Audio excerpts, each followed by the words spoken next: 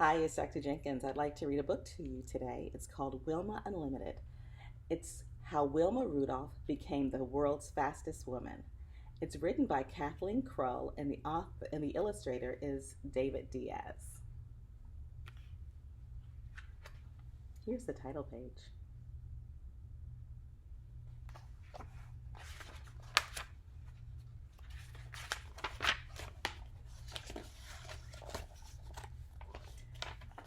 No one expected such a tiny girl to have a first birthday. In Clarksville, Tennessee, in 1940, life for a baby who weighed just over 4 pounds at birth was sure to be limited. But most babies didn't have 19 older brothers and sisters to watch over them. Most babies didn't have a mother who knew home remedies and a father who worked several jobs. Most babies weren't Wilma Rudolph. Can you find her in the picture? That's her with the pink dress on.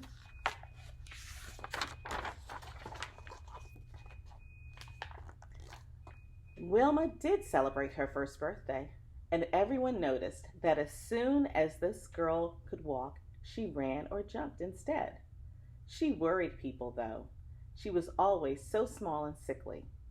If a brother or sister had a cold, she got double pneumonia. If one of them had measles, Wilma got measles too, plus mumps and chicken pox. Her mother always nursed her at home. Doctors were a luxury for the Rudolph family. And anyway, there was only one doctor in Clarksville who would treat families like hers.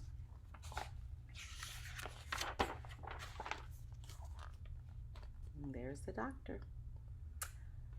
Just before Wilma turned 5, she got sicker than ever. Her sisters and brothers helped put all of the family's blankets on her, trying to keep her warm. During that sickness, Wilma's left leg twisted inward and she couldn't move it back. So Wilma's mother knew that something was wrong. The doctor came to see her then.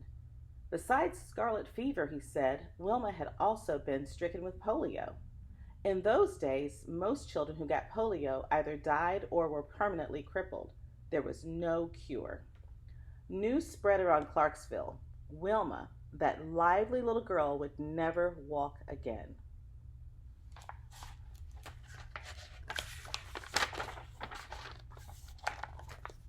But guess what?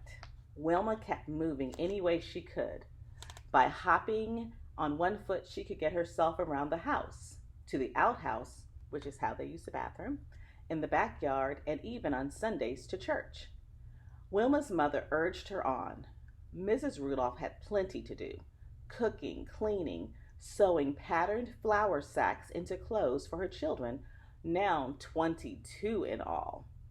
Yet twice every week, she and Wilma took the bus to the nearest hospital that would treat black families, some 50 miles away in Nashville. They rode together in the back of the bus, the only place blacks were allowed to sit.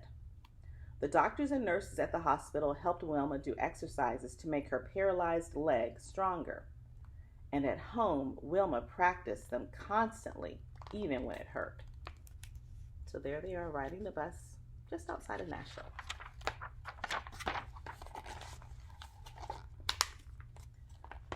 To Wilma, what hurt most was that the local school would not let her attend because she couldn't walk. Tearful and lonely, she watched her brothers and sisters run off to school each day, leaving her behind. Finally, tired of crying all the time, she decided to fight back somehow. Let's see what she does.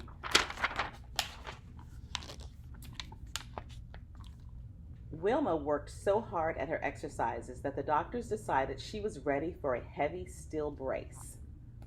With the brace supporting her leg, she didn't have to hop anymore. School was possible at last. But it wasn't the happy place she had imagined. Her classmates made fun of her brace. During playground games, she could only sit on the sidelines, twitching with impatience. She studied the other kids for hours, memorizing moves and watching the ball zoom through the rim of the bushel basket they used as a hoop. Wilma fought the sadness by doing more leg exercises.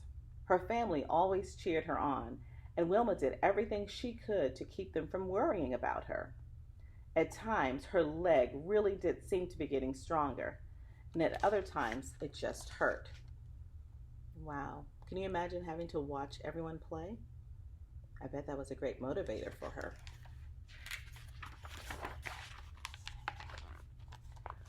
One Sunday, on her way to church, Wilma felt especially good. She and her family had always found strength in their faith, and church was Wilma's favorite place in the world. Everyone she knew would be there, talking and laughing, praying and singing. It would be just the place to try the bravest thing she had ever done. What do you think she's going to do? She hung back while people filled the old building, standing alone, the sound of hymns coloring the air. She unbuckled her heavy brace and set it by the church's front door. Taking a deep breath, she moved one foot in front of the other, her knees trembling violently. She took her mind off of her knees by concentrating on taking another breath, and then another. Let's see what happens.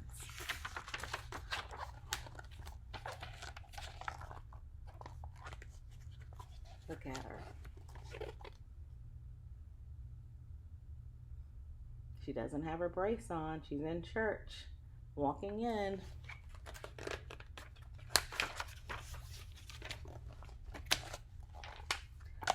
Whispers rippled throughout the gathering. Wilma Rudolph was walking. Row by row, heads turned toward her as she walked alone down the aisle. Her large family, all of her family's friends, and everyone from school, each person stared wide-eyed. Like, oh. The singing never stopped. It seemed to burst right through the walls and into the trees. Finally, Wilma reached a seat in the front and began singing too. Her smile was triumphant. Let me see your triumphant smile. Like, I did it. Yes. Can you think of a time when you did something really hard? I bet you had a triumphant smile too. Wilma practiced walking as often as she could after that. And when she was 12 years old, she was able to take off her brace for good. She and her mother realized that she could get along without it. So one memorable day, they wrapped the brace in a box and mailed it back to the hospital. As soon as Wilma sent that box away, she knew her life was beginning all over again.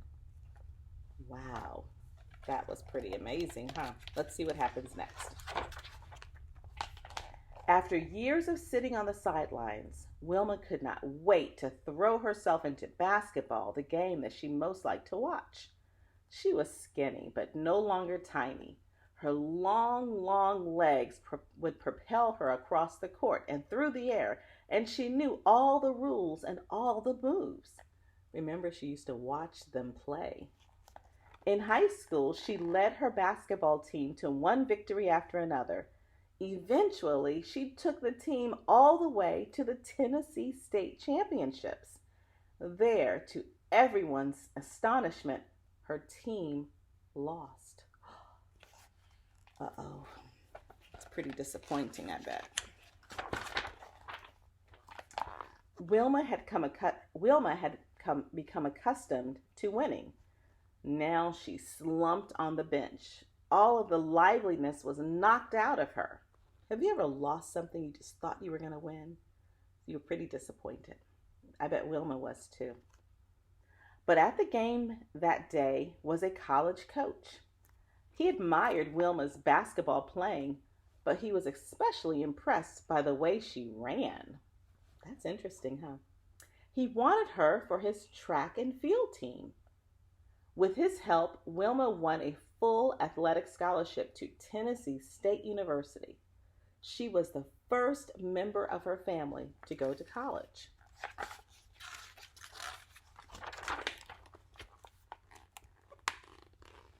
Eight years after she mailed her brace away, remember she sent that back to the hospital, Wilma's long legs and years of hard work carried her thousands of miles from Clarksville, Tennessee. The summer of 1960, she arrived in Rome, Italy. That's the country that looks like a boot. To represent the United States at the Olympic Games as a runner. Just participating in the Olympics was a deeply personal victory for Wilma, but her chances of winning were limited. Simply walking in Rome's shimmering heat was a chore, and athletes from other countries had run faster races than Wilma ever had. Women weren't thought to run very well anyway, and track and field was considered a sport for men.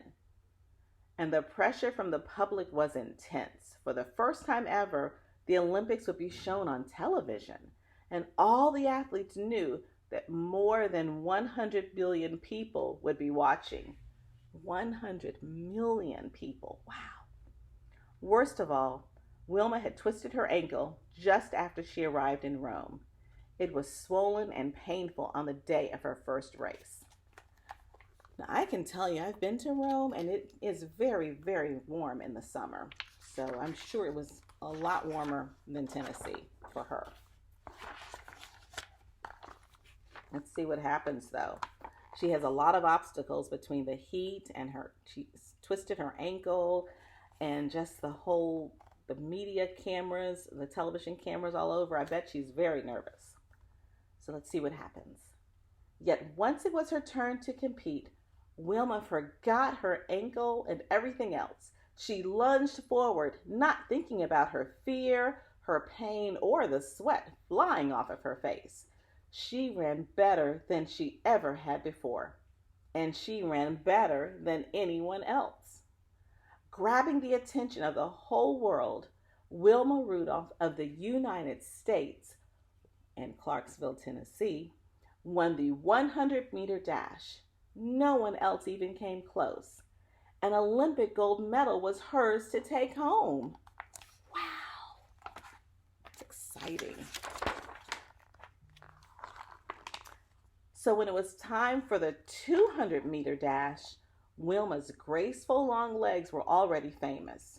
Her ears buzzed with the sound of the crowd chanting her name. Such support helped her ignore the rain that was beginning to fall. Oh my, another obstacle. At the crack of the starting gun, she surged into the humid air like a tornado. When she crossed the finish line, she had done it again. She finished far ahead of everyone else. She had earned her second gold medal. She was wet and breathless, but she was exhilarated by the double triumph. The crowd went wild. Guess what? There's another race. The 400-meter relay race was yet to come. Wilma's team faced the toughest competition of all. And as the fourth and final runner on her team, it was Wilma who had to cross the finish line. What do you think is going to happen? Let's see. So here's a nice illustration of everybody running in the Summer Olympics in Rome, Italy. Look. You see them passing the baton there? Let's see what happens.